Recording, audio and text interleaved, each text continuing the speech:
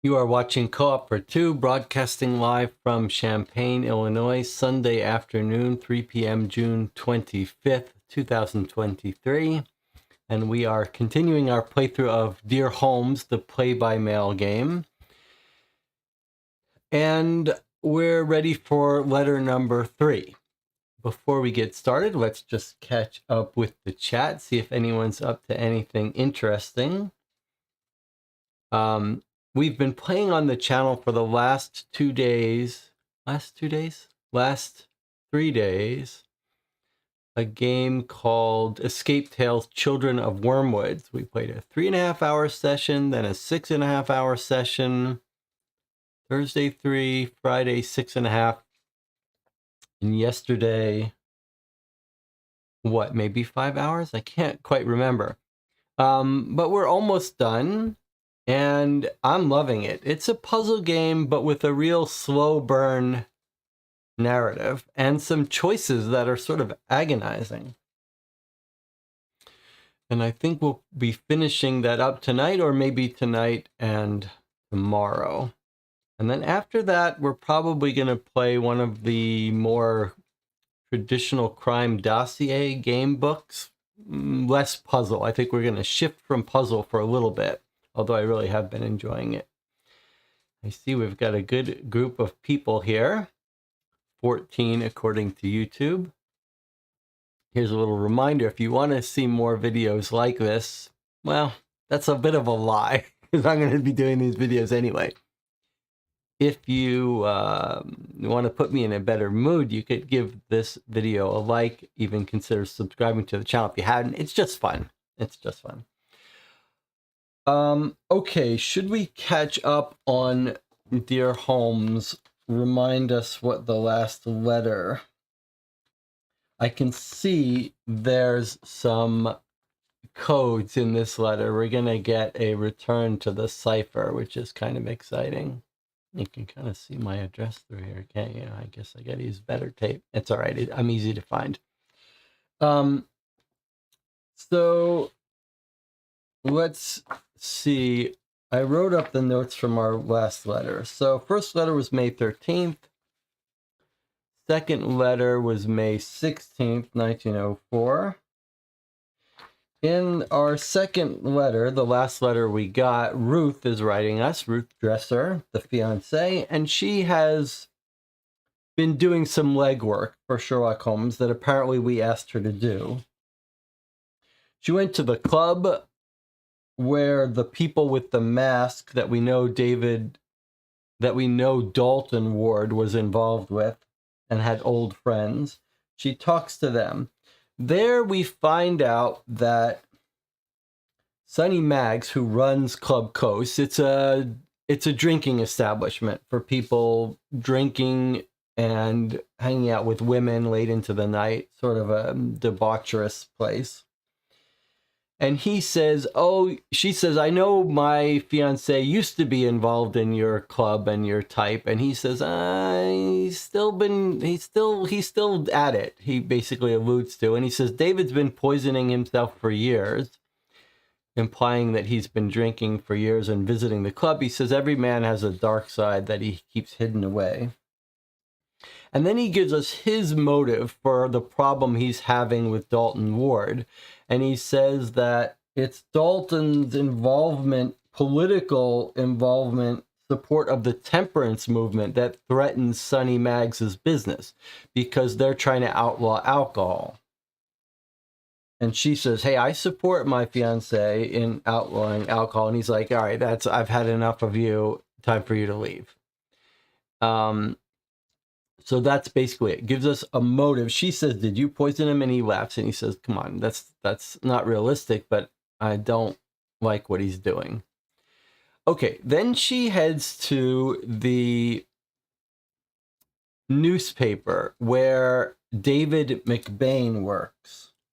We don't find David McBain. He's in the field, but his boss talks to us a little, and his boss tells us, drops a bombshell on us, and tells us that David McBain, the newspaper writer, has recently lost his fiancée. His fiancée is dead. Let's see, it's not here. I'm talking to Dennis Hachette, who shows us a picture of the temperance rally, which we know he got left on his desk a newspaper headline from it. So the boss says that he had a horrible tragedy, the death of his fiancée, and requested that he be kept on work to distract himself. He says he doesn't have a vendetta against your husband. He adores the poet Burns, but he's a good political writer. He has lost his sense of humor.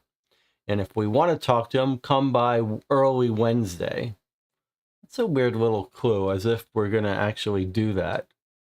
Then as we're leaving, a woman catches us and says, basically, she thinks we're looking for David and David's avoiding us. And she says, you're the exact kind of woman Davy would think he deserves. You're too posh for him, but you're the kind of woman he thinks he would deserve. So maybe a little bit of hint that David McBain may be jealous of Dalton Ward and want a woman like us that he can't get. And she says, careful with unrequited love, dearie. Then she goes to the hospital. When she goes to the hospital, she noticed that Dalton Ward is in good spirits. He can't wait to get back on the campaign trail. She does notice some wilted lilies in the trash can with a card. She tries to look at them. Dalton Ward won't have it. She asks him about the police that came by several weeks ago. Remember, police came by several weeks ago, and then McBain, the writer, came by. And he says, it's nothing. I almost forgot about it. It's an inquiry about a poor woman I barely knew. And he says, I probably interviewed lots of people. So we've put two and two together and are very convinced that what's happened here is that 3 weeks ago, David McBain's fiancée was killed. And the police have come to talk to us for some reason. Well, we know the reason. And then McBain followed up soon after. And that's what we're talking about. David McBain's fiancée has died 3 weeks ago. The police are investigating it. And they think Dalton Ward is connected to her in some way. Well, we know that that Dalton Ward is connected to her because when we got the first letter, it had a secret message, which we decoded as David knows, period. He's gone mad, period, come soon. That's how we've now made sense of it. Originally, it sounded like it said, David knows he's gone mad, but now we realize this note was from David McBain's now dead fiancée to our guy, who she's obviously having an affair with and thinks David's going to harm her. So we think that what may have happened is David McBain, the reporter, may have killed his fiancée after having discovered she's having an affair with our guy, and now is perhaps threatening our guy, blackmailing him, etc. We don't know. But then the last part of the puzzle here is that he explains away the police coming 3 weeks ago. He says, don't worry about it. He says a couple things that I want to come back to in a second, but let's finish up with the big piece of this. As she's leaving the hospital, the doctor calls her over and he says, look what we found in his stool, a counterfeit diamond with sharp edges. He says, it's a good thing you got here quick. This could have killed him with bleeding in his stomach. And then the doctor goes through this whole thing about how some people have a weird obsession with eating things. Could that be it? We don't think that's it. Then she talks about the cipher. So we now know that he was made to swallow a diamond, but we're not exactly sure, or he swallowed a diamond. We're not sure what it is. Originally, we thought maybe he was trying to hide evidence, and then we thought, well, maybe David McBain has put it in his food, and as if to say, you know, you wanted my wife here, now you got a piece of her. You wanted my fiancée. But then the other possible innocent explanation is that it's just a red herring, and that Miss Victoria, who fed him the oyster, dropped one of her bejeweled counterfeit diamonds on her dress into the oyster by mistake, or on purpose to send him a message. And that's what I'm now leaning towards.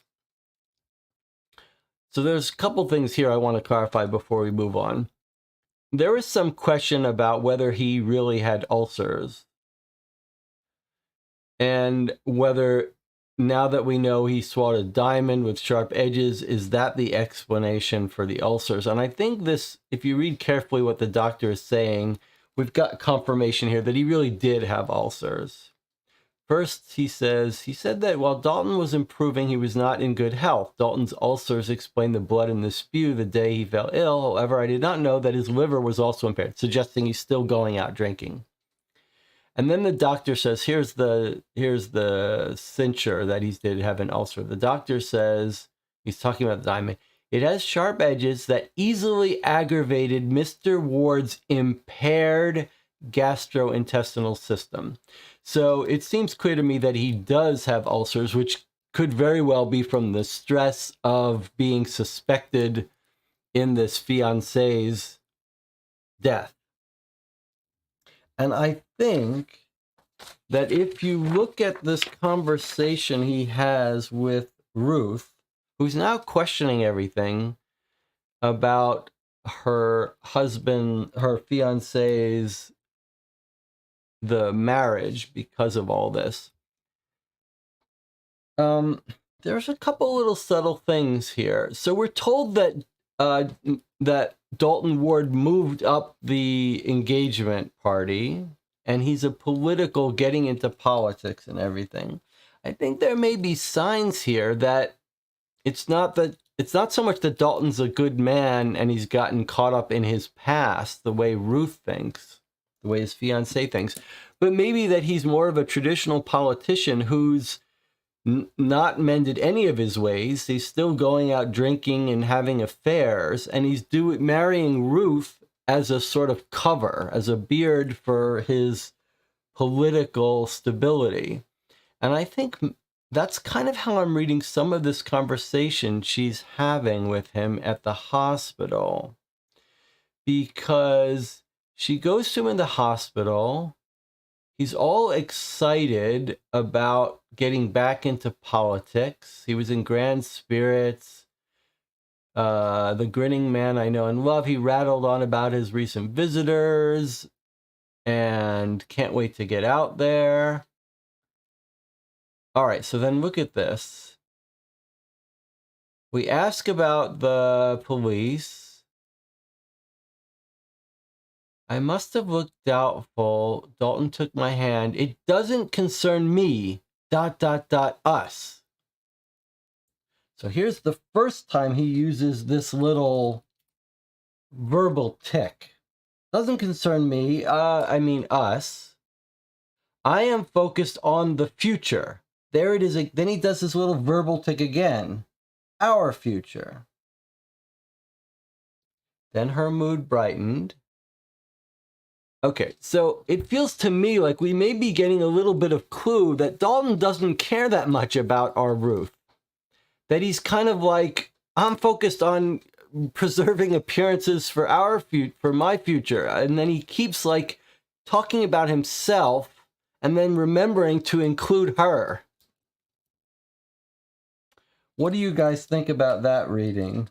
That we're getting a picture of Dalton much more concerned about political appearances, and that's why he's trying to move up the marriage, and maybe he's not that involved. He doesn't care that much for Ruth.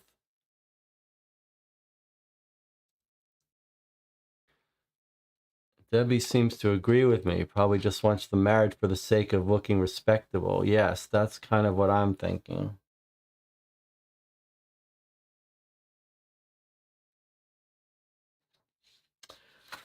All right, so I believe that's my notes for the last letter.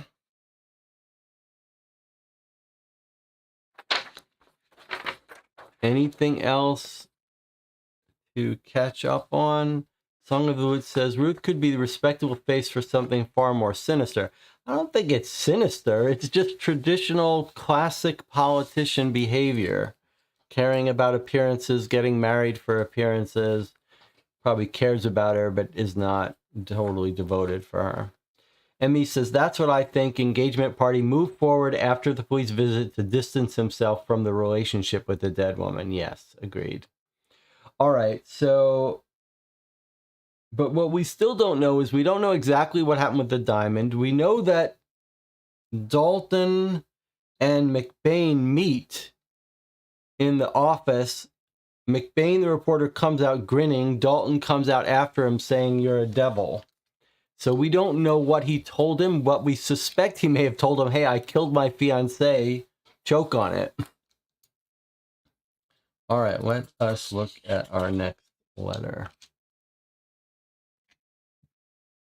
Any other projects people are working on? I am going to start. I've been working on my New York City mystery case. In fact, Debbie Levy, who's here, has been helping edit it.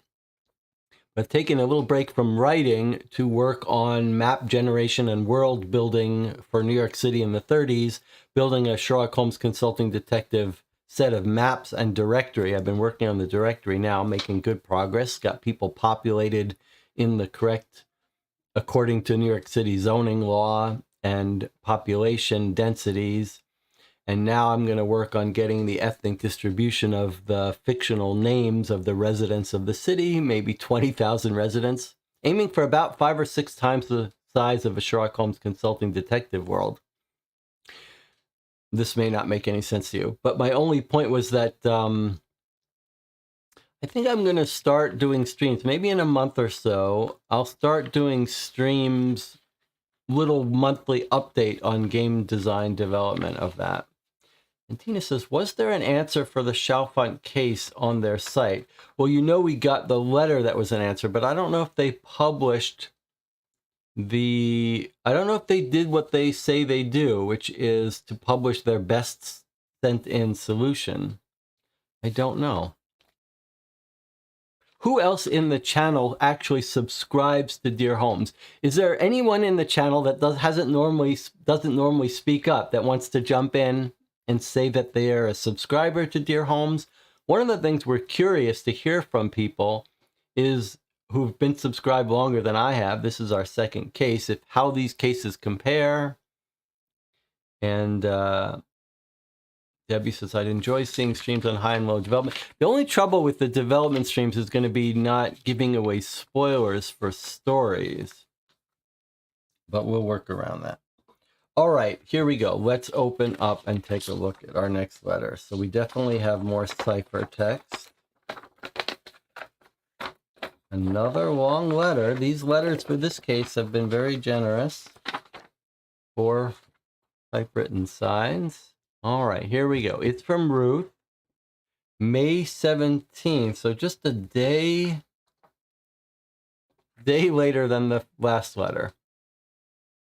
All right, here we go. Dear Mr. Holmes, I could not wait for your reply to my letter of 16 May. I must pass on this new information immediately. Among other things, I've discovered another coded message. I pray it will provide you with the sufficient data to interpret the cipher. The managing editor of the Daily Mirror has also evidently passed on my previous request to his star reporter. This morning, as I was enjoying my tea, my maid, Ellison, burst into the parlor apologizing. Forgive me, I'd no idea you expected a visitor, she cried. Mr. David McBain is here, miss. He says you'd requested an interview today. I explained to her that this was not quite the case, though I did wish to speak with the reporter. Ellison sped back out and led him to the parlor. Moments later, McBain entered with a small notebook in hand. His gaze was fixed on the ground. He appeared to be lost in thought. Also, his breath smelled of spirits. As he sunk into his chair across from me, we measured each other coolly. It felt for too long, as if we were each waiting for the other to speak. Then McBain finally started. "You've refused more interviews than I've fingers. Why the sudden interest?" I posed my own question. "Dalton believes that you, not just the mirror, but you in particular, hold a vendetta against him. I wish to know why." McBain's eyes leveled on me. "As his fiancée, Miss Dresser," he leered, and then started again. As his current fiancée, Miss Dresser, he should know Dalton Ward better than anyone, but I doubt that ye do." He was all but shaking with indignation as he continued.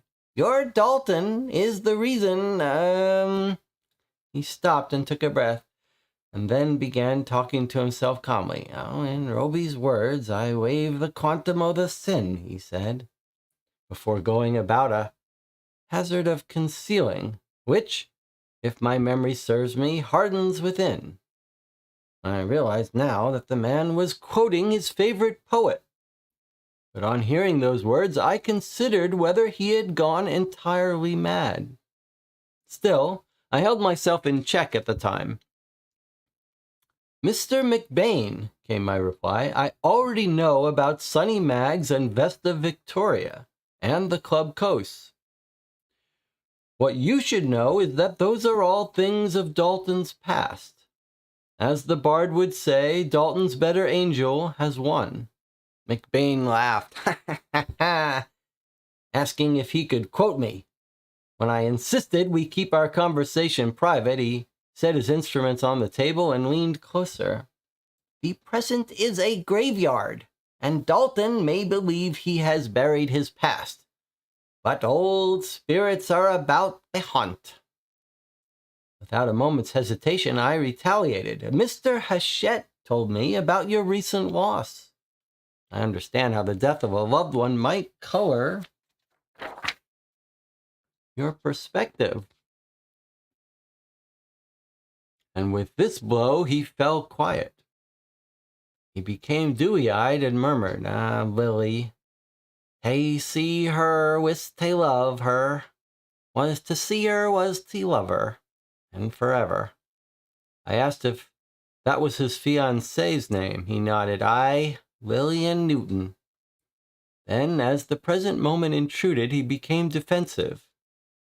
"Miss Dresser, I suggest that ye concern yourself with Dalton's past, nay mine. You're concerned with Mags, Miss Victoria, I me, but spirits also demand justice." He shot up from his chair and let himself out. Cannot convey with words alone his crazed manner, yet, were he not so unnerved, he would have failed to provide me with something I'm certain will prove revelatory in your hands. Gotta turn on the air conditioner here. Hopefully you don't hear it too badly. McBain left his notebook and pencil on my parlor table. I knew he would soon realize, so I hurriedly flipped through the puckered canary-colored pages to no avail. Could not find Dalton's name on any page. The reporter's scrawl was difficult to read, and I saw from the ragged edges at the binding that several pages had been torn out. Still, as I looked through it, something caught my eye. Faint impressions on a blank page at the back of the notebook. The markings matched those on the charred scrap of which I first wrote to you. I'm able to include a reproduction with this letter, for after finding the page, a knock came to my door and startled me so that I ripped it out and tossed the book onto my table. This might have been careless, but I was correct to presume it was Ellison knocking with McBain in tow. He marched in and out, notebook in hand, in no more than 30 seconds. Once my door closed behind him again, I heard Ellison close the front door. I ran to my desk and carefully shaded the page from McBain's notebook with the broad edge of a pencil. The markings impressed on it magnificently appeared, but I was only able to observe them for some minutes before tucking the page in my purse. St. Bart's visiting hours would soon be over, and I planned to stop by Dalton's home en route. On the pretext of fetching him clean pajamas and underclothing, I figured I would further inspect his study. Niles did not question my arrival at Dalton's house, and I scarcely had to give my plan additional thought as he suggested I wait in the study while he gathered the fresh clothing himself. In that time, I searched Dalton's desk and files for anything resembling or perhaps related to the markings, but found nothing. 5 or so minutes later, Niles announced himself, framing the doorway with a leather bag. "Could I assist you with anything, miss?" he offered. I took the purloined page from my purse and held it before Niles. "Have you ever seen writing similar to this?" Niles set down Dalton's valet and took the page in both hands. He stared at it for nearly a full minute, repeatedly glancing at me as if trying to appraise my temper. After a short cough, he began, "Well, it looks remarkably similar to the messages that occasionally come and go from Ward's, exclusive club." "You mean Club Coast?" Niles opened his mouth as if to speak, but simply nodded. "Well, could you translate the message?" I asked. "No, ma'am," he replied. "I believe that is the point. Of the strange symbols and all, I mean, when I asked him how these messages come and go, he told me that he usually found them in the letterbox earlier than dawn sometimes, and that he himself had carried messages in the past at Dalton's request. When I asked to whom he had carried these messages, he bowed his head, saying, 'I fear I cannot say. I would deliver them to Mr. Ward's club, but no further. Always a big chap at the door. He would take any post inside.' I thanked Niles for his help and gathered the bag he had packed. "Please give Mr. Ward my regards and tell him I will come by St. Bart's tomorrow as agreed," he said, and I left for the hospital. At Dalton's sick room, one look at him told me the previous day's grand mood had soured. In addition, I was greeted by a sickeningly sweet scent, not unlike clove. I greeted Dalton as I walked in, and he merely looked at the bag in my hand and whispered, "Thank you." I set his valet on the bed and walked around to its other side, where I saw speckled iridescent pink petals crumpled inside the dustbin. Stargazer lilies. "What is that?" I asked. Dalton pointed to the dustbin in the corner. "It's lilies again today. Tossed them, but they must be removed altogether." Seeing that a card lay on top, I asked who had sent the flowers. "Oh, some old chaps," he coughed. I picked up the card and Dalton snapped, "Put that down." The bottom of the card was lined with some of the strange markings we are now familiar with. And above that were written 6 words. It was nonsense. "'Twas Brillig and the Slithy Toves," I read aloud. "What is all this gibberish?" Dalton's face practically became a beet, and he said, "It's Jabberwocky talk, or the boys would call it that anyway. They like to joke, to try to make me seem rum. Just toss it, please." I obliged, only because I knew I'd be able to take advantage of the opportunity and stow the card away. Never expected that a childhood amusement would pay dividends, but there I was, as if assisting my older brother Franklin in his Great Illusions Act. I furtively cupped the florist card in my palm and poked my hand in and out of the dustbin before slipping it into my waistband. So she's got a little sleight of hand practice. I then returned to Dalton's bedside with a smile and a question. "What does the doctor say?" Dalton confirmed what Dr. Blaine had already told me about the ulcers and even confessed to having an impaired liver, but he said nothing about the counterfeit gem that had made its way through him. Rather, his attention was fixed on his return to the campaign trail.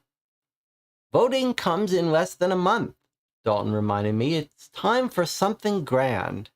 I've been planning this since our engagement, dear, he said, brandishing his hands as if spreading a banner. Yes, the March for Decency. I sat on the edge of his bed as he detailed his scheme. A massive march from the same temperance statue where he held his last rally to James Street 2 miles away. Why James Street? I asked.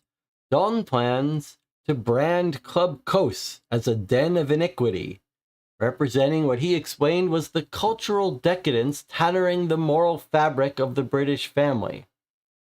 At once I understood Mr. Magg's threats, and in light of my previous talk with Niles, I knew I had little choice but to reveal my recent meeting to Dalton. It is your health that is my concern. I don't care if you're part of this club. I tried to plead, but he shouted, Former member, in the past, the distant past, I have more than traversed the road to deliverance. Then he took a breath and patted my hand softly. Oh, the road that brought me to you, my darling. I'm sorry to have dragged you into all this. This all is like a bad dream that cannot be shaken. Let my past remain the past, please, and forgive me. I told him I would like nothing better, but Mr. Maggs and Miss Victoria were threatening to tell the public he was a patron of Club Coast. It was clear, too, I noted, that they had already spoken with McBain. To my surprise, Dalton let out a smile. That is the genius of my plan. That poor excuse for a reporter wants to dishonor my name with veiled innuendos and exaggerated charges. But he knows nothing.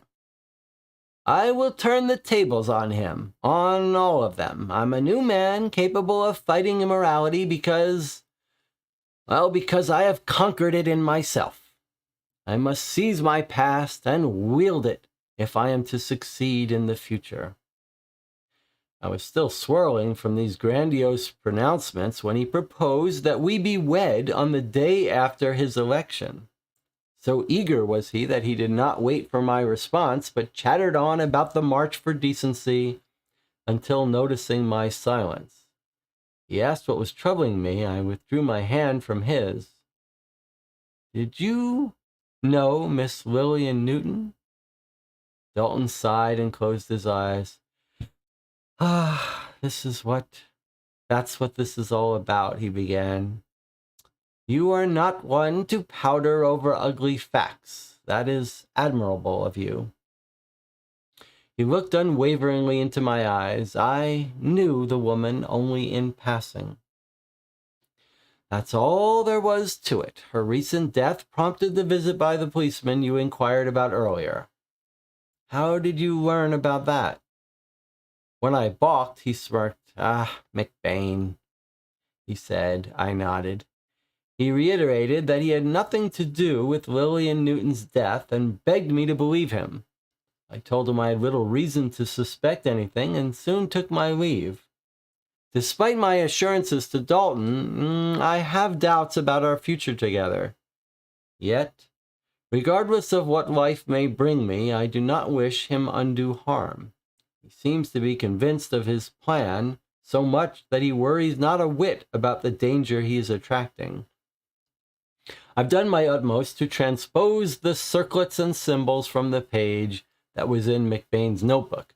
Please understand the original is imprecise. As for the card I secreted from Dalton's hospital dustbin, it bears a much shorter set of markings. I will transpose it below as well. Perhaps the two messages may prove more useful in relation to one another. I beg you, Mr. Holmes, please help me to help Dalton before anything else transpires. And then she's transcribed two of the messages, one from McBain's notebook and one on Dalton's card. So we know how to decode these, and we are going to do so, obviously. But let's try to think about this and talk about this before we do that. Let's see what the channel is saying. The Jabberwocky is a poem from Alice in Wonderland. Is there a third fiancé? That's when McBain says you're his current fiancé.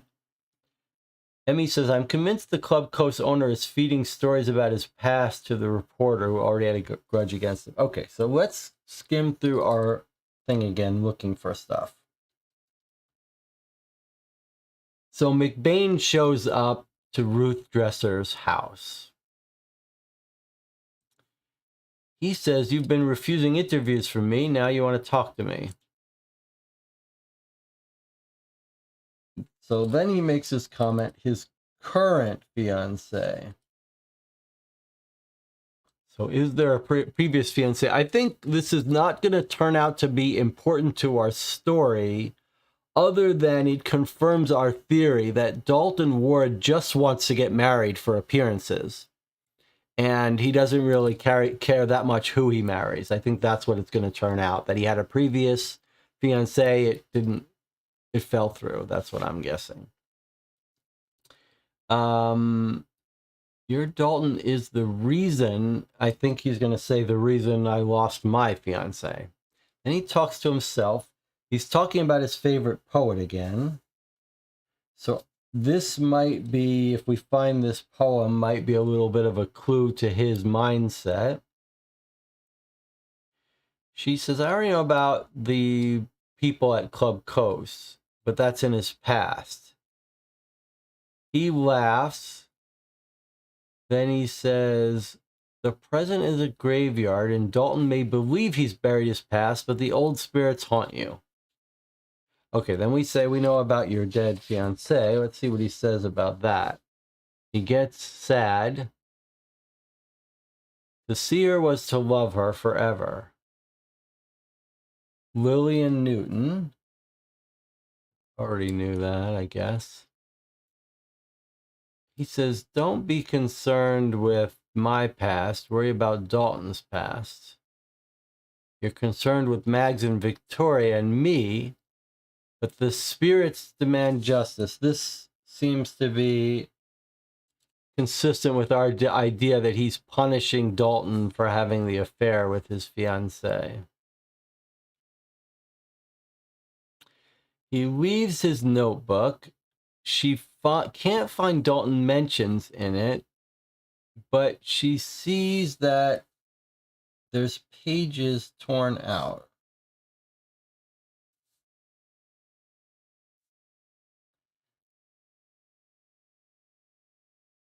With impressions matching our symbols. So she doesn't see symbols in the book, but she sees that someone has written the symbols on a piece of paper in the book and then torn it out. Now, this is a bit of a problem for our previous theory. Our theory was that the fiancé was sent him that note. But this is weird that it seems to be written on McBain's notebook. Could the fiancé have borrowed his notebook and written in it? Seems unlikely.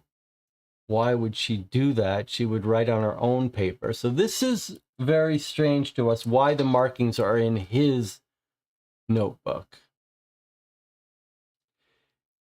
Then he comes back, and so she tears out the blank page. She transcribes she shades it so she can pick up the impression. So we'll get back to that in a second. He comes back. She takes it to the hospital. But before she goes to the hospital, she goes in to collect some stuff, a pretense of collecting clothing for him, to search his study more. She searches his desk. She finds nothing. Niles, the butler, comes in and she confronts him with the note, and he recognizes it. And he says, yeah, he gets these messages, these coded messages frequently, and they come from the club. This is another bit of a surprise for us. Again, we thought the message was his secret writing with his girlfriend on the side. But now it turns out that it's from the club that they're going back and forth, and that sometimes Dalton sends encoded messages to the club. So they come and go to the club, and they arrive in the letterbox early in the day. And he's brought messages. Where did they go? He doesn't know. He just always brings them to the club. So maybe that message that we thought was from the fiancé saying David knows he's gone mad was really from someone else at the club, maybe a connection we have, maybe from Vesta. Or it's from the fiancé who hung out at the club. Then we go into the hospital, and he's got iridescent pink petals, which are stargazer lilies. Same flower that was in the waste bin before that he didn't want to read the note.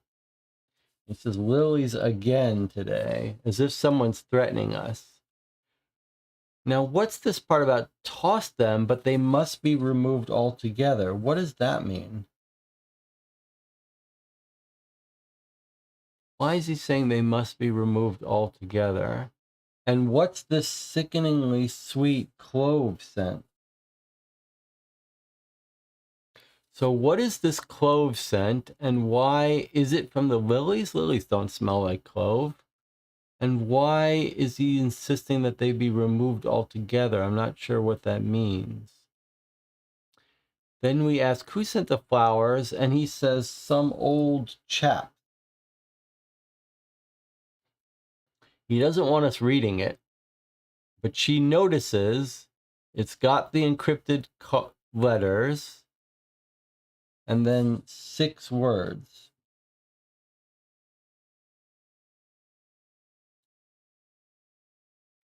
"'Twas brilling and the slithy toves." Those are the 6 words. We say, what is it? It's Jabberwocky talk. I thought that was from Ulysses. You think it's from Alice in Wonderland? 6 words. We don't know what that's about. Jabberwocky talk, he says. Well, I think that's a poem, The Jabberwocky is what it's from. It's from a poem called The Jabberwocky.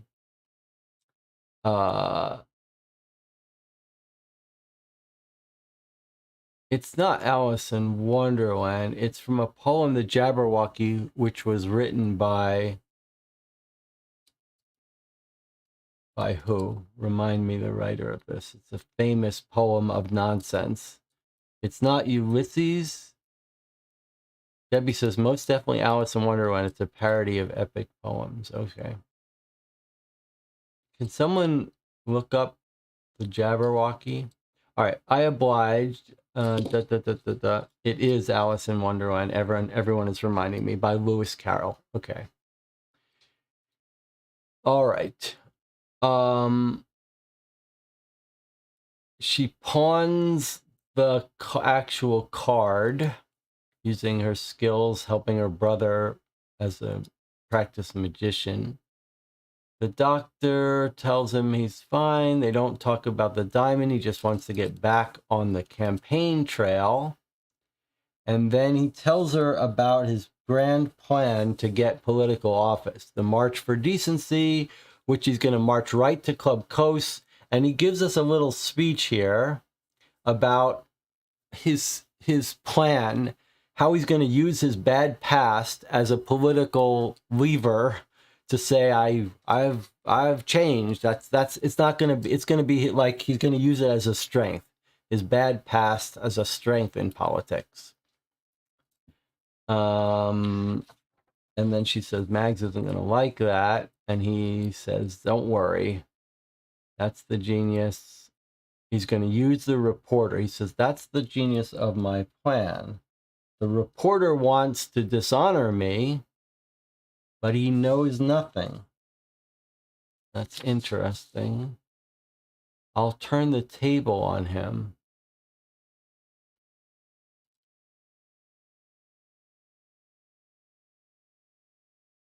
It's interesting that he doesn't seem to think that whatever they know about his past, it's going to work on him. But maybe that's why he wants to get married quick before this all comes out. He proposed we be wed the day after his election. Not sure why he doesn't want to get married before the election. And we ask if he knows the woman. He says, that's what this is about. All right, I'll tell you.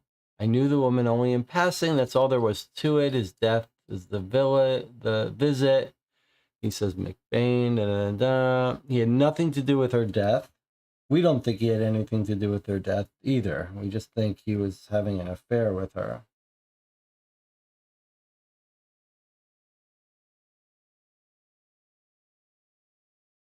And that's it. Okay, let's translate our comments. But the chat says, Jabberwocky was from Alice Through the Looking Glass, not Alice in Wonderland. The sequel book was about things not being as they appear. The symbolism of flowers is a big Victorian thing. Flowers can mean anything from faithfulness to adultery, depending on the flower. When Alice read the Jabberwocky, she was confused, but concluded somebody killed something. Wasn't Jabberwocky written in mirror language backwards? All right, let's decode these messages here. Got 2 messages.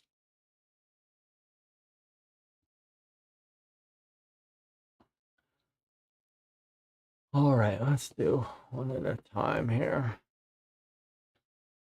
So, actually, where's my... So I did a whole lecture on this code. Maybe, actually, I should pull out and show this here. I did a whole thing about this code. So let's try to decrypt it now. It'd probably be easier to do it electronically, but we can do it here. So we've got M, then I or J, M, M, M, I, M, M. Wait, is it an M?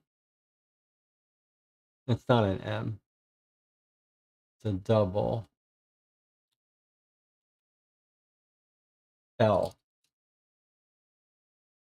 Sorry. L, I, L, L. Already we're off to a bad start. So it's the L. L, I, L. Oh, it's going to be Lily. L, I, L, L, Y. Lily. Next we're here. Let me move this so I can keep track of where I am. Okay, Lily, and then we have a W or a V. A.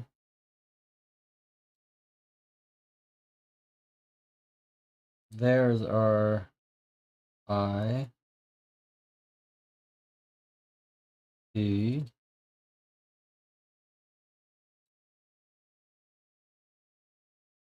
Lily, wait.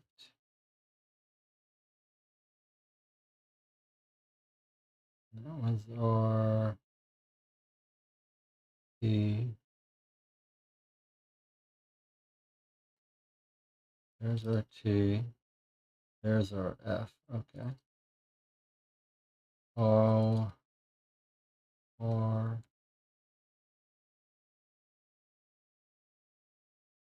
M. P. P. Was that our O?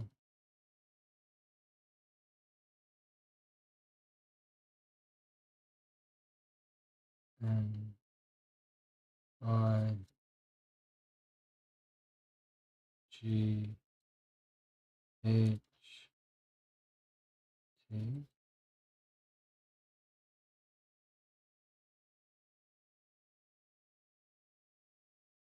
O. And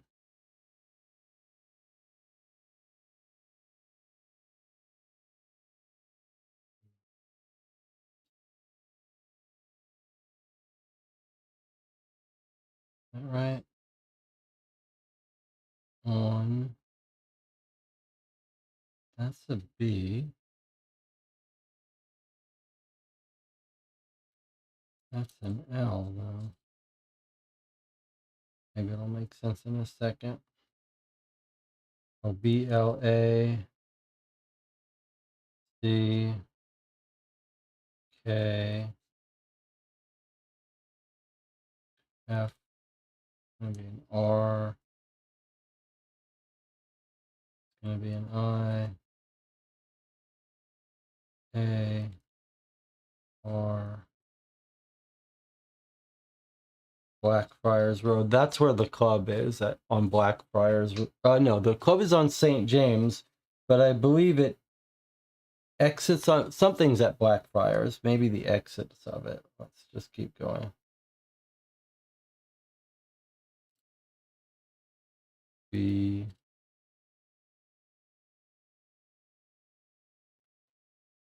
S,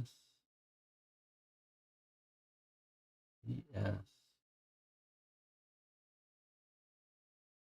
I,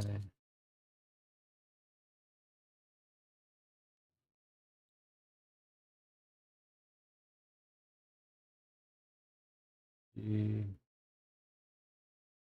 E,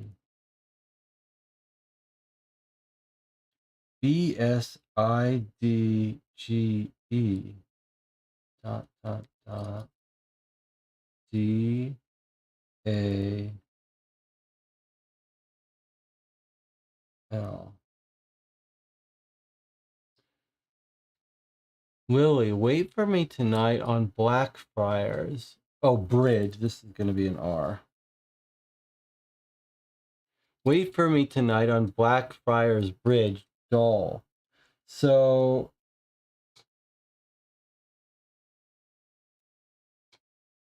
I think what we've got here is, this is from McBain's notebook. See if you agree with me. What we've got here is the reason this note is found in the McBain's reporter's notebook is McBain has discovered this note in his wife's possession and has copied it into his notebook to try to figure out. Like, he's gone through his wife's possessions at home. He's found a note of hers in her pocket and he's transcribed it into his notebook, and so that he can decode it.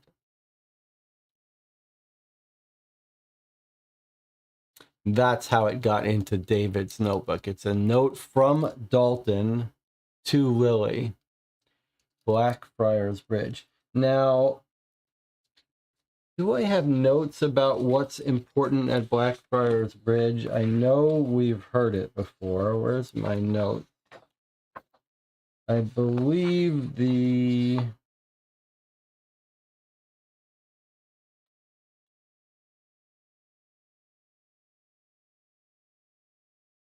Does anyone remember where we saw Blackfriars Bridge? I know we saw it. Is that where the temperance meeting was? Or is that where the club opens out onto? The club is on St. James. When she's let out of there, though, but she's surely not let out on the bridge. Let's see.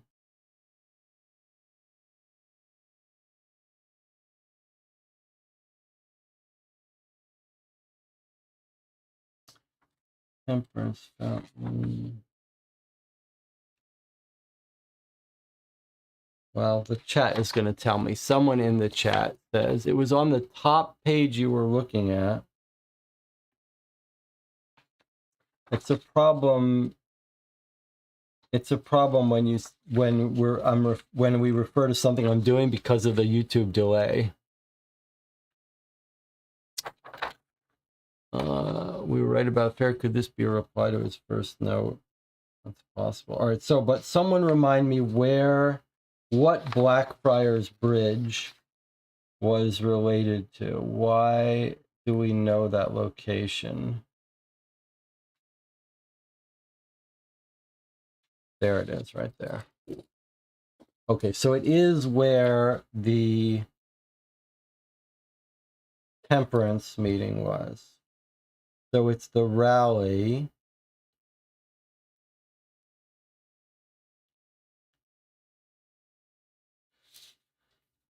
Dalton's rally 2 weeks earlier. Dalton's rally 2 weeks earlier at the foot of the Temperance Fountain near Blackfriars Bridge.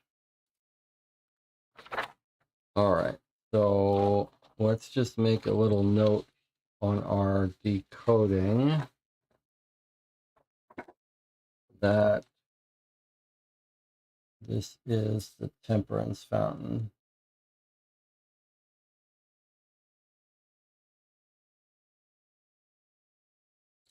Don't know why our guy is so interested in that. All right, now let's decode the message that was on his card, and then we'll talk about. Was Lily just his lover or his previous fiancée? Oh, that's an interesting idea. Wow, that's a different twist. Okay, well, we'll have to think about that in a second. Let's decode this first. Where's our little cube?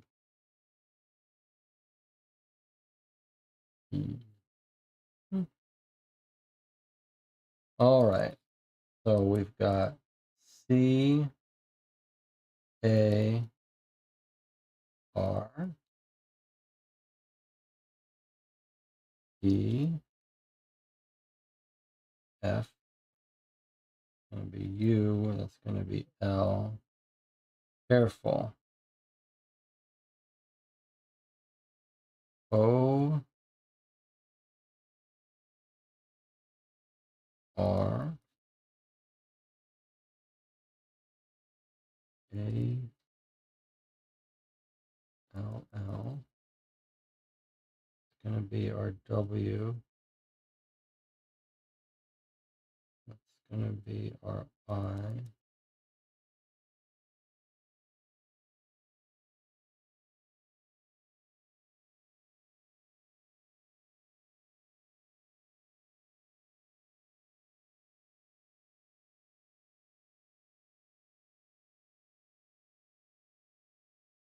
N O W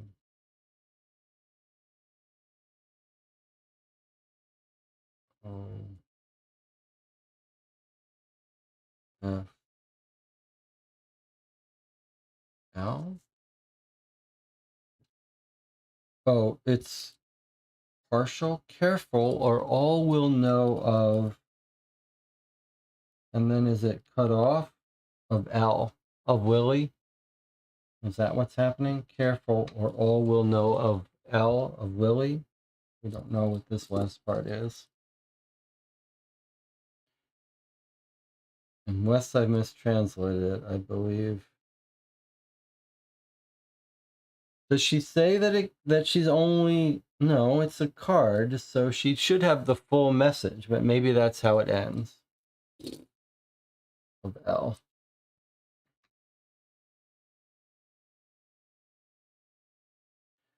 So, and Tina asks in the chat if maybe my guess about his previous fiancée is wrong, and what they're saying is, and the idea is that Lily was his previous fiancée and now was the McBain's fiancée. I don't think so. M.E. had a great observation about lilies and how that is the name of the dead woman. That's so clever. That's very clever. Let me read up here. You don't think Lily was pushed off the bridge or killed herself? We don't know. Weren't these pages ripped out? So equally, David could have written the note for Lily pretending to be Dalton. That's possible. It seems unlikely to me, though, but it's possible. It's possible, but it's just a weird... Because you could imagine a murder case where someone was lured to meet their lover by a fake message and then killed, but that's not what we have here. We don't have Dalton lured into anything, so that's why I don't think it's forged. I think it's just McBain came across a note to his wife, and that's probably how he discovered the affair. But then, and Tina says, was Lily his lover or just his previous fiancée?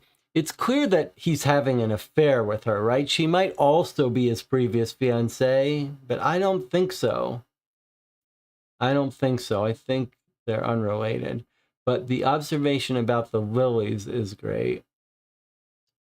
The flower the card came with. See also the comments about the color of the lily and the meaning. Okay, I think those might have been scrolled off. So if someone wants to say again what the theory was about the color of the lilies. The card is a threat, a warning to Dalton from whoever's sending the flowers. Yes. And Tina says, I think she killed herself. I don't think we have any evidence of that, but it's possible.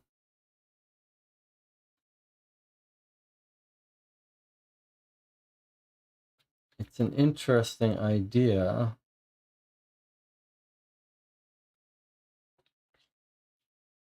Someone's threatening that all will know of Elle. It seems clear to me that he's having an affair with Lily. I mean, that's not up for doubt. Even if you think she was, that's why having her be the previous fiancée seems is gilding the lily, if you pardon the expression, because this whole setup is that he's having an affair with this woman. So if he's having an affair with her, I don't think she's going to be a previous fiancée, although I guess it's possible. If McBain cracked the code, it could be him sending the flowers. Don't you think it's more likely that since the codes are definitely traced to Club Coast, that it's the owner of Club Coast blackmailing him? Not blackmailing him, extorting him. Don't you think it's more likely that this is a secret code used by the club to send back and forth messages between people, like it's a club code? And that this is from Sonny Maggs saying, you better stop this political vendetta against my club or everyone's going to find out about you and Lily. Macon says, I wonder if Dahl has to be Dalton. I'll be keeping my eyes open for a character with the initials DAL. It's a good principle in general, but I do believe that this is Dalton. Veggie Dog says, white stargazers equals purity and innocence or sympathy, but pink stargazers is romance. Could also be used to denote wealth, prosperity, and ambition. Interesting. Okay.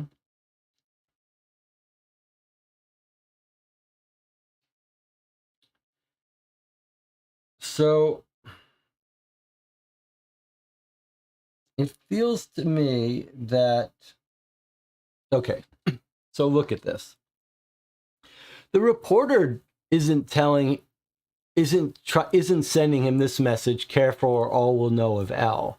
The reporter is not trying to blackmail him or extort him or tell him to be careful. The reporter just wants to punish him and maybe reveal him as a fraud. This is coming from the Club Coast owner, Maggs. Sonny Maggs is threatening him, saying, hey, I know about the affair you had with Lily. You were having it in my club. You were sending messages to her. The two of you were having messages back and forth. And you better be careful with your temperance bullshit, or it's going to come out and ruin your career. That's the source of this message from Sonny Maggs, who knows how to decrypt. This is my theory. And this is a message that Dalton really did send to Lily, probably right after she told him that David has found out about them, saying, meet me tonight. Or maybe this message from Dalton came first for her, and David McBain intercepted it, wrote it down, figured it out, or got it translated, to which Lily writes back to him saying, David knows he's gone mad, come quick. That would be my guess about actually the time frame. This message gets sent for Lily first. McBain intercepts it, realizes she's having an affair. So she writes back to Dalton and says, hey, you just got us screwed. Your message was intercepted. He figured it out. He knows about us. He's gone mad. So, and then at that point, she either kills himself or kills her. And that is my guess at what's happened here. Didn't she fear that her son will be attacked? When the reporter found the message before or after Lily died, is this how David found out and got mad?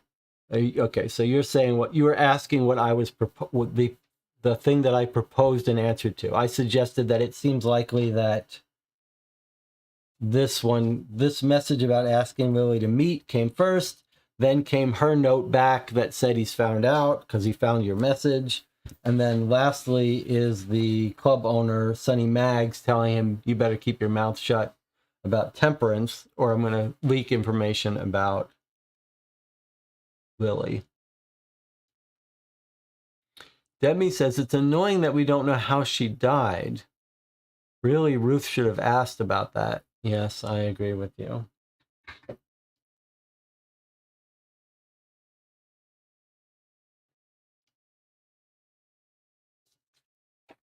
So, no further information about the diamond. We're now starting to think that was a total red herring.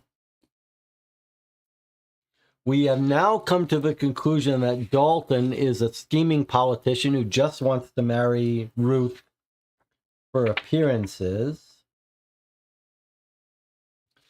Let's look at our questions again from Ruth originally. Is Mr. Ward the victim of an attack? And if so, exactly how was the crime executed? So right now, if I had to guess, I'd say no, it was a complete red herring accident. Who would have a strong motive to harm Mr. Ward, and could there have been accomplices?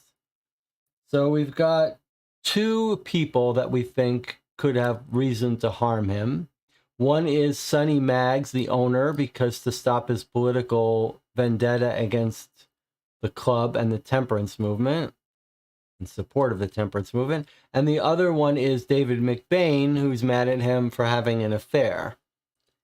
The items Miss Dresser found in his fireplace, the golden pin and the charred note, what is their significance? Okay, well, we know the charred note is from Lily, and the pin is what? Him trying to just say goodbye to that area, that aspect of his past. Once she died, he's like, that's it, I'm done. I got to get out of this. The only thing I think about the diamond is, did it come from a fake engagement ring? The diamond is still throwing us off now, but I still think now that our most likely scenario is it's a pure red herring. We know that Vesta's covered in jewels. She gives him the oyster, and it falls off.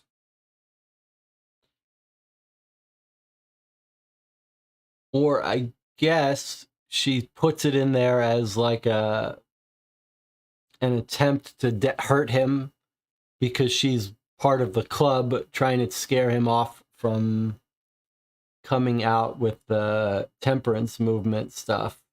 It's a little weird that she would do that. But either way, it wasn't a real attempt to kill him, and I don't think it was him hiding any evidence anymore. I think it did come from Vesta feeding him the oyster now.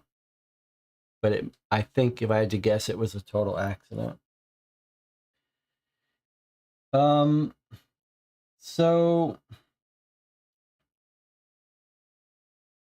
the only thing we don't know is how Lily died. Okay, so remember, let's talk about this for a second. Let me remind you, even though the last case we played didn't seem to follow this pattern, I'm going to remind you that the way we understood these cases work is that the company challenges you to try to solve the case as early and completely as you can, and people can submit solutions, and that it's always 4 letters for each case. And by the final 4th letter, our understanding was that you basically should get enough information to probably solve it. But that if you're clever and lucky, you might be able to solve it earlier. So this is our 3rd letter. This is our last chance to solve it ahead of all information. And then after the 4th letter, there'll be 1 more week later, will be Sherlock Holmes' solution. So and in this letter, we were told the question. So if we were to try to make an early guess at this, my guess would be that those would be the answers. That the diamond was a complete accident, that Dalton is just a politician trying to get married to put on a respectable face, and that the newspaper reporter has a grudge out for him because he cheated on her, because his fiancée cheated with him, and that maybe he didn't kill her, maybe the reporter didn't kill her, but she did kill herself. The thing about arguing against the killing herself is we've seen no precursors to that. Nowhere in her notes are her talking about being despondent, about the breakup coming hard on her if they do break up. So I don't know, but it's possible. Either way, I think I could make a shot at these. So if we want to get on the record to see before our last letter, to see how accurate everyone is, get yourself on the record about these things. Was he the victim of attack? In other words, was he poisoned, or was the diamond put in to attack him? And I'm saying no, although I could be convinced that he was poisoned, he wasn't poisoned. I'm saying he wasn't poisoned. It was the diamond, and it fell in accidentally, although I could easily be convinced that she purposely slipped it to him and said, "Don't mess with us. This is from Sonny." But I don't think so. I think, in fact, if that was the case, she would have told him. And the fact that he sat down and didn't run into the kitchen suggests she didn't tell him. So I think it was total accident. That's my guess. We know the 2 people have motive to harm him, the newspaper guy and the guy at the club. Accomplices? I don't think so. And then we know what those are. But not everyone is agreeing on that. Let's see. Let's read up here. Okay. My theory about her killing herself is that it would be a reason for revenge. Okay. Song of the Lute says, the only thing I think about the diamond is that it come from a fake engagement ring. Debbie says, presumably Lily's death wasn't obviously a murder, but was suspicious enough to attract police attention. Drowning or other accident would work, I guess. Interesting. That's a good point, though. The police are asking around, so they obviously are not sure it's a suicide. And not... How, Debbie, on what basis do you say it wasn't obviously a murder? I think you could make the case it wasn't obviously a suicide because they're investigating the circumstances, but I'm not sure how we would conclude that it wasn't obvious to the police that it was a murder. And Tina says, could the reporter just got engaged with her because she was pregnant? I guess. But wouldn't you think we'd get a note that referred to that? Tina says, then when she found out he was going to get married, she killed herself. It's an interesting idea. It's certainly possible. John Kingsbury says, why would the police approach Dalton after Lily's death? Was it a suicide? Was the newspaper heading doctored by Lily after the public march? Doctored by Lily? That seems unlikely to me. It seems more likely that the reporter has changed that headline, or Sonny Maggs, to say as a threat, like, you're up to indecency, you got to stop this temperance movement or you're going to get found out. So one of those two people. Rob says, I think the diamond was accidental. It came from Vesta's dress, no intention. So Rob is on the same page as me. Debbie says, I don't know. I was strongly in favor of David killed her last week, but I'm less sure after this week's letter. I agree with you. It could be a suicide. And Tina says, my theory now, Lily was engaged with Dalton, a fake engagement ring, got pregnant. He dumped her for a wealthy other girl. Reporter got engaged with her and then she killed herself. All right, well, you're reading some extra stuff in there. It's not crazy. But don't forget, our guy Dalton has been dating his fiancée for a year now. And they were planning to get married for a long time. He's just pushed up the engagement. So it seems weird to me that Lily would suddenly kill herself. Like, she's known that he's been having an affair with her on the side. They're sending secret messages. She's known that he has always planned to marry Ruth. Nothing's changed. So the only thing that's changed for her is her fiancé, the reporter, has suddenly figured it out. And the reporter is going to break the news. So that doesn't really threaten her. In fact, if you think about it logically, imagine your scenario. She's in love with Dalton. Lily's in love with Dalton. But he won't. He's her side chick, right? He's having an affair with her hidden. His public face is that he's marrying Ruth. She doesn't seem all that bothered by it, but maybe she is. Your theory is she is bothered by it. And she doesn't want him getting married. But he's been planning to get married for a year. All of a sudden, her fiancé, the writer, discovers the affair and threatens to bring it all out in public. Now think about that logically. If you're the side chick who's had to hide in private, that's good news for you. You want it to come out that the politician loves you, the woman he's having the affair with, and suddenly can't get married because he's revealed to be a fraud. That's good for you. That's not a reason you commit suicide. That's a reason why you celebrate. Oh, I'm not going to reveal it, but he's going to get revealed. I get a divorce and then I get to have him. It's the politician who would be upset that the information is going to come out, but not Lily. This is good for Lily. This does not harm Lily in any way. So I don't think Lily gets upset about all this. That makes me think Lily gets murdered by her fiancé, the newspaper writer, once he figures it out.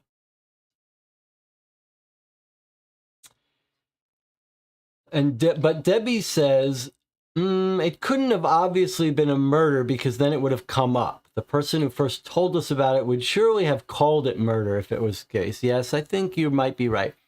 I think, doesn't it sound the most likely circumstance, though, is that she was pushed off the bridge?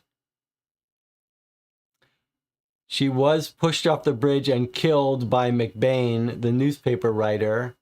But it looks like maybe it's drowning, a bit of a suspicious drowning. And so the police assume it's a suicide. They check into it a little bit, but they just let it go.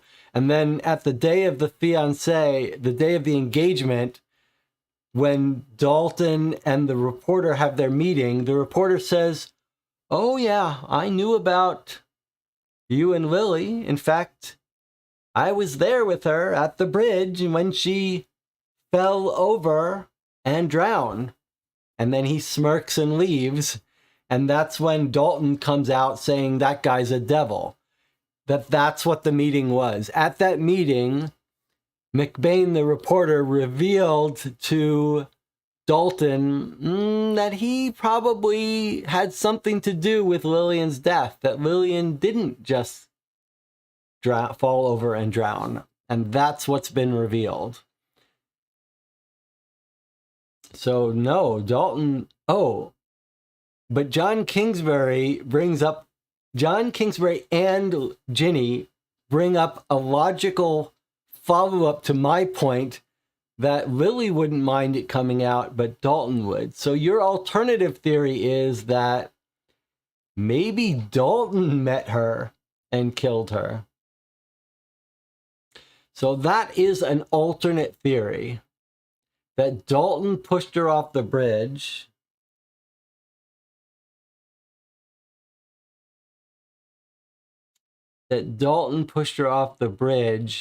And that the reporter followed them and knows about it. That's a pretty cool idea. But I don't buy it. It's possible, but I don't buy it. Dalton had more to lose. Yes, you're right. You're right. So let me explain why I don't buy it. It's a little bit subtle, but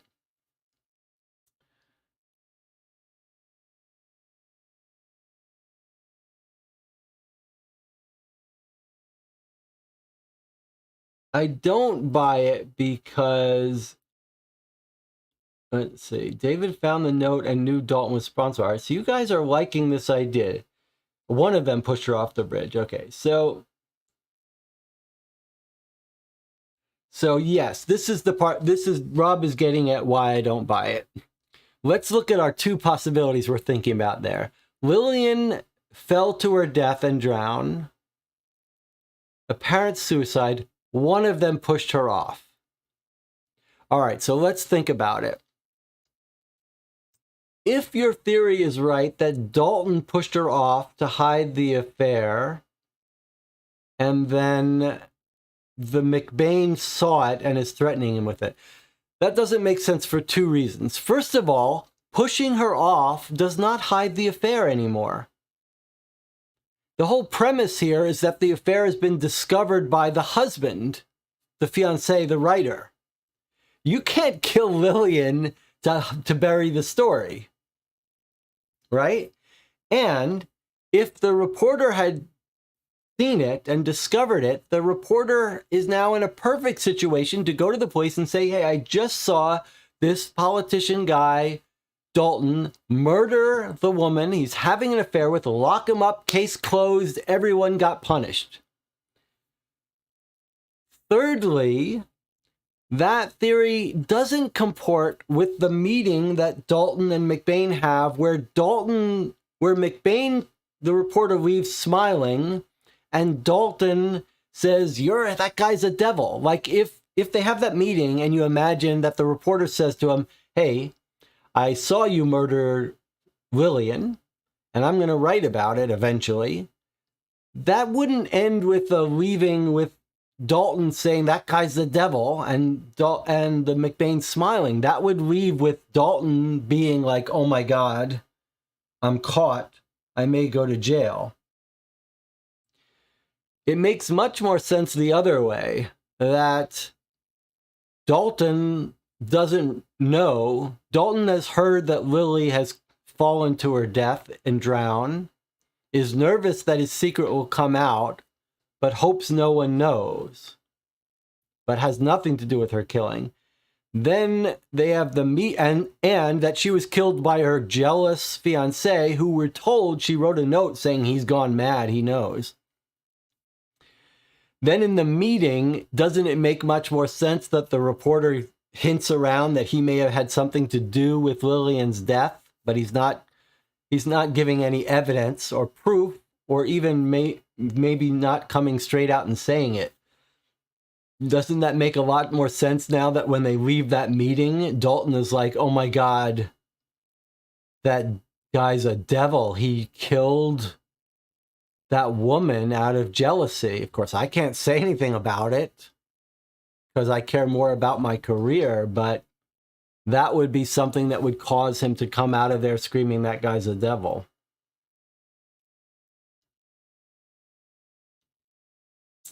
Let's see in the chat here. Ginny says he likely did go to the police, hence the visit and the police questioning, maybe.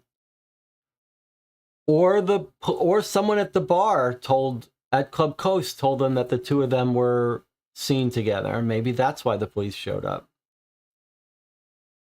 The only evidence is the coded message, and all seems to have been destroyed. Ginny, you're right, how the police connected the two of them. Reporter could have discovered the affair but not decoded the notes. He might strongly suspect Dalton but have no proof.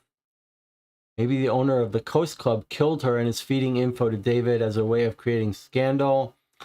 The owner of the Coast Club wouldn't kill Lily. That's crazy. In this scenario, Dalton couldn't go to the police about McBain killing her without his affair being discovered. Exactly. If McBain translated the note and read it, saying they were meeting at the bridge, he could have gotten there before Dalton fought with Lily and pushed her. That's right. I think the note about the bridge meeting came from McBain to lure Lily to her death.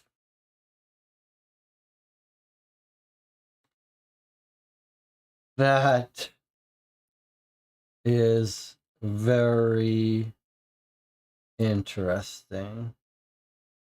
That's very clever.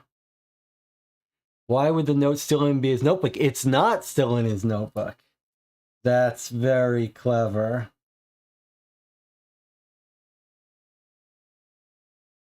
It's not still in his notebook.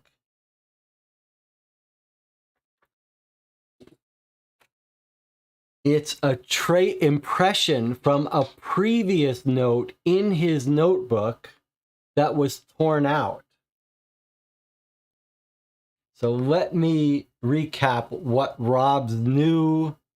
Is it Rob's note? What? Let me see. Let me get the credit where credit is due. I think the note about the bridge meeting came from McBain to lure Lily. Okay, so this is Rob is getting credit for this. So let me recap Rob's new theory. My original theory was that McBain has found out about the affair. We all agree, or most of us agree with that. Now, my theory was that the timeline of notes is, here's the note that Dalton sent for Lily. That McBain has intercepted the note and copied it into his notebook and then got it decrypted, and that's how he found out about the affair. And then open for possibilities, did Lily still get the note or not?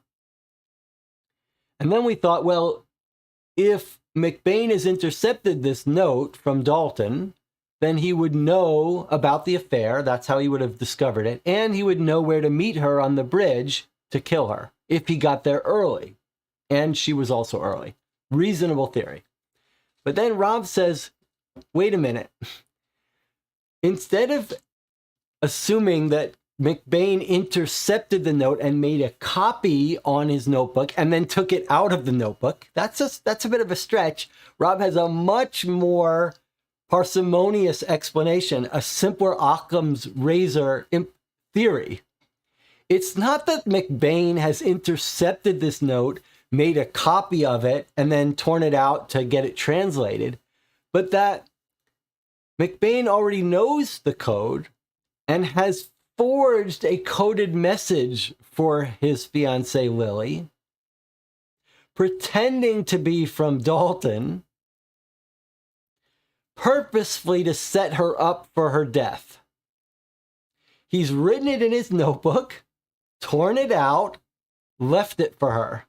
Lily finds the note, she thinks it's from Dalton, goes to the fountain, where Dalton's not waiting for her, but where McBain has planned to lie in wait for her and push her off the bridge. Love it. Absolutely love it. Then you don't have to worry about getting there early. I mean, that's a very risky thing, right? Like if they're going to meet, you don't know if you've got caught your girlfriend, your fiancé, arranging to meet someone tonight at the bridge, you don't know who's going to get there first. So planning to be there early to kill her, you can't really make a plan for that. Now, you could take advantage of it if it happened. But if you're forging the meeting, a fake meeting, then you know Dalton's not going to show up. And Lily is. That is 100%. I'm on board with that theory. 100%. Now you could ask, how does McBain know the code? But there's many possible explanations for that. He could have decoded, found messages earlier and known about this affair for a while and found them, or he could have interviewed Club Coast people and they could have told him the code.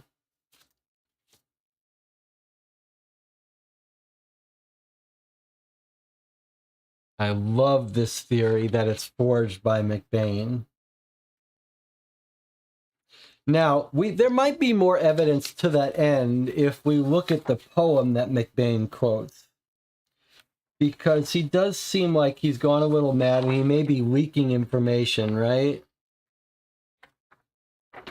We're going to wrap up this session pretty soon on this high note.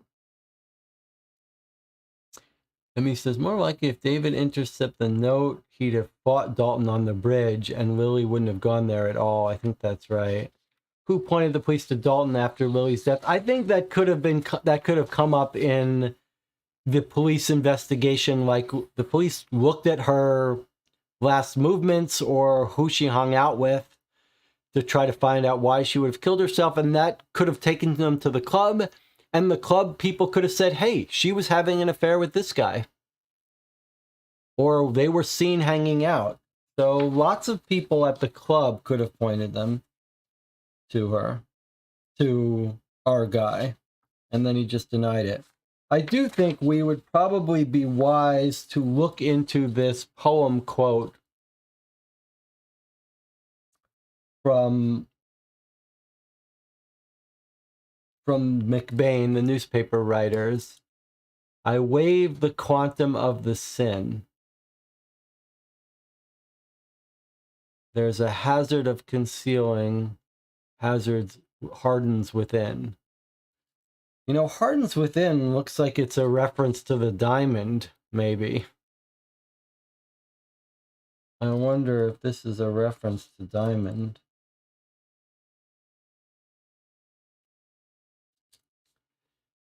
Something hardened within his stomach, like a diamond in his stomach. I still think that's likely just an accident. This could just be to throw us off. But it might be worth finding this poem to see if it's a clue about what McBain is saying. Looks like the chat might be Debbie might be thinking just like me. Here's the full version of the poem. The sacred love of wheel placed love, luxuriantly indulge it, but never tempt illicit. Nothing should divulge it. I waive the quantum of the sin, the hazard of concealing, but oh, it hardens within and petrifies the feeling.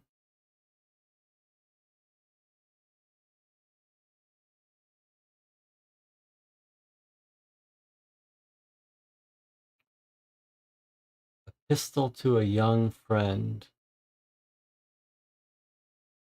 Never tempt implicit. Never tempt illicit roving love. Nothing should divulge it. Even though it doesn't come out, don't tempt it.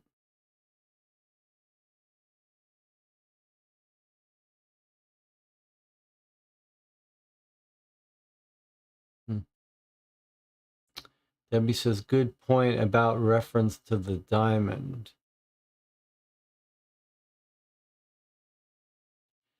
Emmy says, I'm telling you, David got the fake diamond into Dalton's food. This is back my original theory that he put it in the piece of cake. It's just I had real doubts about that. Like, it's hard to have a diamond go down your stomach without realizing it. You could break a tooth on it, but it's certainly possible.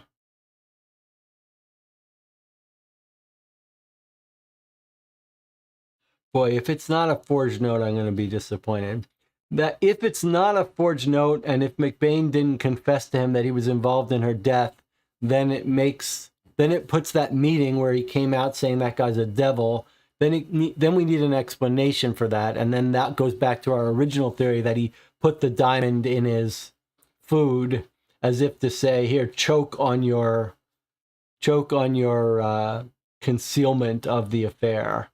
And then maybe she did commit suicide and wasn't murdered. That's our interesting alternative. All right. Well, we're going to wrap it up here. We can continue this discussion on this video in the comments section of this video, and probably we should have just one place. So probably we should do it here on this video. There's also a Board Game Geek Guild for this channel where we sometimes talk about things. And there's also a Discord discussion group for this channel if you want to come talk live, but maybe it'd be better to have all theories out in public on this YouTube channel. You can find links to the Discord and to the Board Game Geek Guild thread on the About page of this YouTube channel. If you like this video, please do consider giving it a thumbs up. I'll see you next week for the last case. If anyone, sometime before next week, everyone should get on record with their best theory. So you're going to have to make a best guess now. We've had some very rich discussion here with a bunch of interesting possibilities, lots of questions. Can't wait for the next letter. This has been this has been a chat where we actually had breakthroughs in the chat. That's pretty exciting. All right. Can't ask for more, right? I'll see you next week. And for those of you who are joining me for the conclusion of Children of the Wormwood, I'll see you tonight in a few hours. Thanks for joining me. See you next time.